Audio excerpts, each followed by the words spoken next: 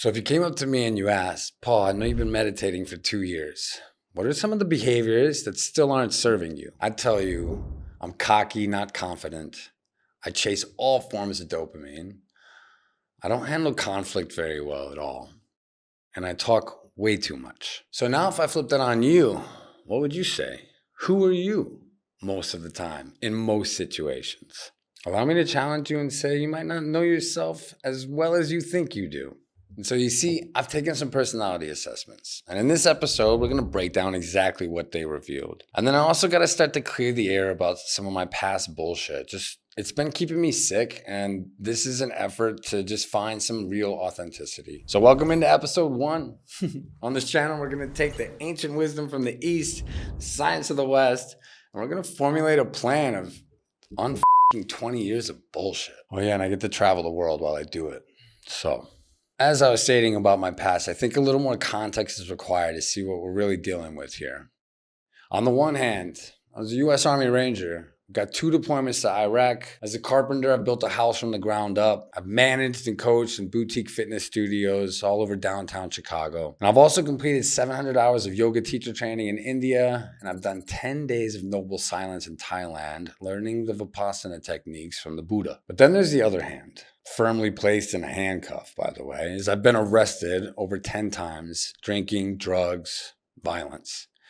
The pinnacle of that is 2 months I spent in Chicago's Cook County Jail after running around with a Romanian cocaine dealer for a summer. I was snorting lines off pretty women and doing backflips off of yachts in the playpen. Look, we're going to get into more of these debauchery stories, but that's not what this episode's about. I just want to lay out the groundwork here that I've thought of myself of walking contradiction. Like, how does one end up jumping out of the planes with some of the world's most elite soldiers, and then 5 years later, I'm playing spades with convicted felons, making sure I don't drop soap? But honestly, feeling fine in both of those places. That is a contradiction, right? But it's not.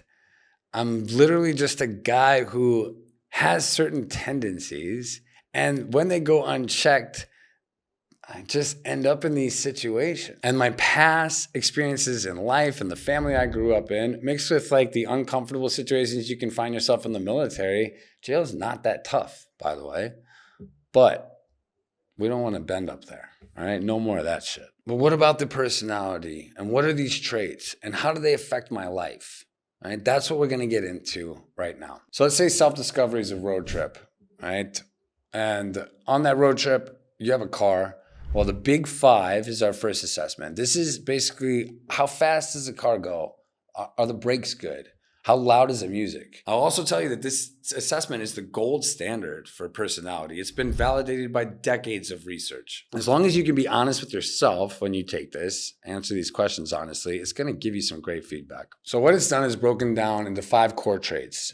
Each trait has 2 aspects. The first is openness. So this measures your creativity and your interest in new ideas. I scored in the 78th percentile. The 2 aspects of this are intellect, curiosity basically, at 72%, and then aesthetics, art or sensory, at 75%. Now these are high scores, which is generally good. It means that I'm curious and I'm open to change. But you're going to see that having a high-speed engine is dangerous if you don't know how to control the car. The second is extroversion. This is your social battery. Do you get energy from being around people, or does it drain you? I think you probably already guessed maybe that I'm in the 96th percentile of this. And then also the aspects, I'm also high. Enthusiasm is your friendliness. I'm at a 94%. And then the assertiveness is your leadership. This is at 92%. And this explains why I can walk into a room and make friends, or I can lead a platoon. You know, I have the energy to be a leader. But I got to tell you that my violent behaviors and my drug-related shit, paired with the negative self-talk that comes from that, have just crippled a lot of any natural-born leadership. And this sucks to say out loud, but the point of this channel now is just like to get to the truth. All right, so this is where the wheels really start to fall off. Conscientiousness. This measures organization and reliability. Now look at the split of these aspects, though. Orderliness, 41%. Now that's average. Like, I like a clean house. I'm not a slob.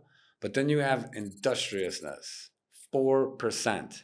This is the work ethic score. This report says that I shirk all responsibility and then I concentrate on fun. So I have the vision, I have the energy, but I have zero ability to execute the work. Now, I hope you're starting to see how this assessment can be very beneficial to you. Next, we got agreeableness. So this is how cooperative you are. My score looks terrible at 26%, but this is the most important contradiction in my entire personality. Aspect 1 is compassion, 66%. Now this affirms that I actually care about people and that I have empathy. Aspect 2 is politeness. This measures respect for rules and authority.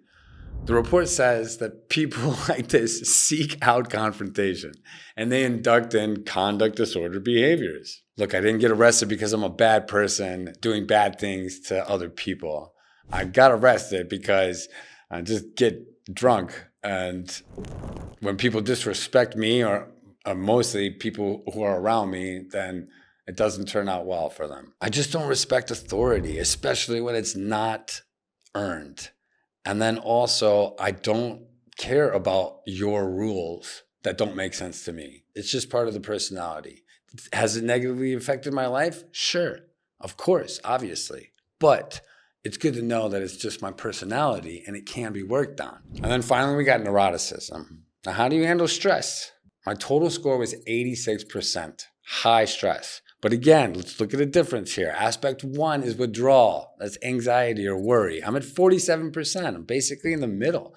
I'm not sitting around anxious worrying about the future. But aspect 2 is my volatility. And this is in the 97th percentile. This means I don't worry about bad things, but I explode when they happen.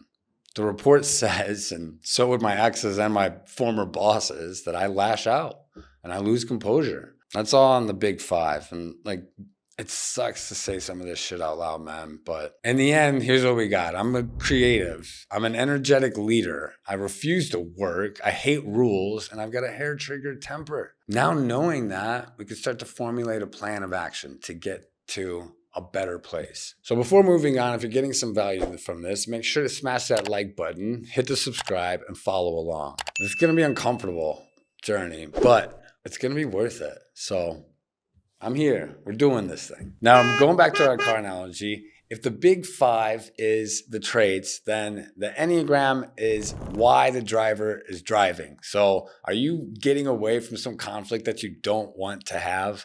Or are you racing there because you got to be first? These are the motivations. There's 9 different types, and I'm a type 7. So let's talk about the good, the bad, and the ugly here. The good, 7s are versatile, spontaneous, and high-spirited.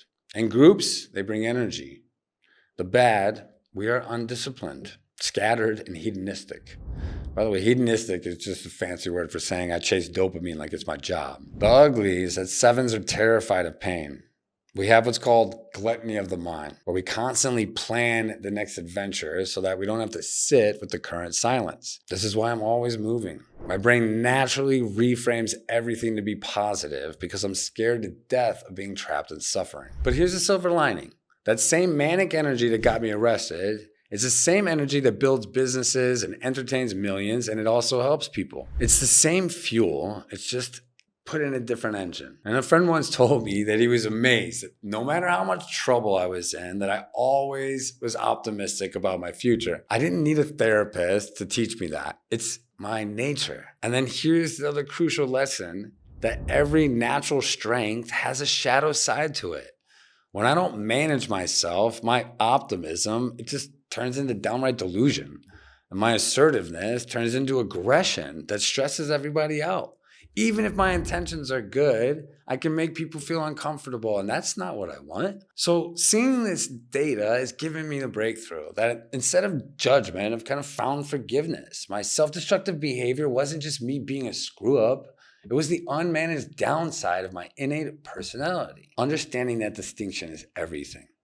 It's allowed me to accept my nature without letting it be an excuse. And look, boys, this is the cool part. We can modify the fucking car.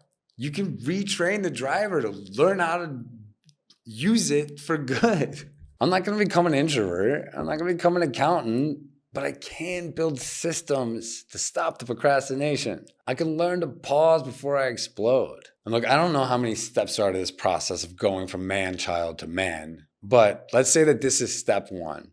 And then step two is just analyzing the data. So first, I asked AI about the type 7, and then I said, what are the most important things to work on?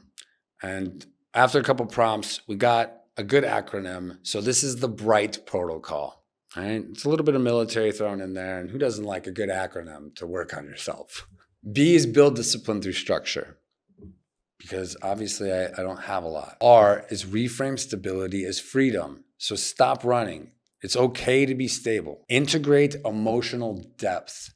It's not just about the good shit, man. Like, there's gonna be pain. Deal with it. Ground yourself in the present moment. Honor your commitments and tolerate boredom. And that last one's a killer. I just haven't really liked doing that. But I've set these reminders up on my phone to pop up throughout the day. They're like little life coaches. So I then asked it, what should 7s do for careers? And it said, coach, content creator, entrepreneur, cult leader. I might have added that last one. But then I asked what to avoid. I said, don't be an admin officer. Do not go into finance. Stay away from IT, because you actually need to talk to people to survive. And look, hearing this was actually such a relief. It's like, it affirms that my plan for this channel and the plan for the next 3 years, it isn't just a pipe dream. It's actually in alignment, which is good to hear as a guy who wakes up with debilitating imposter syndrome. And then lastly, we got to talk about, back to the big 5, what are the things that are really working against me that I just got to nail down right now? How do we stop stepping on our own dick?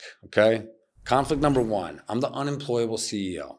I got high assertiveness, low politeness. I got the energy to lead, but I've got none of those middle management skills right now. Conflict number 2, we got the pipe dreamer. This is that high openness with the low conscientiousness. The report literally called this the underachiever combination. It means I have $1 million brain with a minimum age work ethic. And then conflict number 3 is the panic loop. So my low conscientiousness mixed with my high volatility. This is a self-sabotage cycle, and it's cost me years of my life. I'm procrastinating because I'm lazy or I don't have a plan.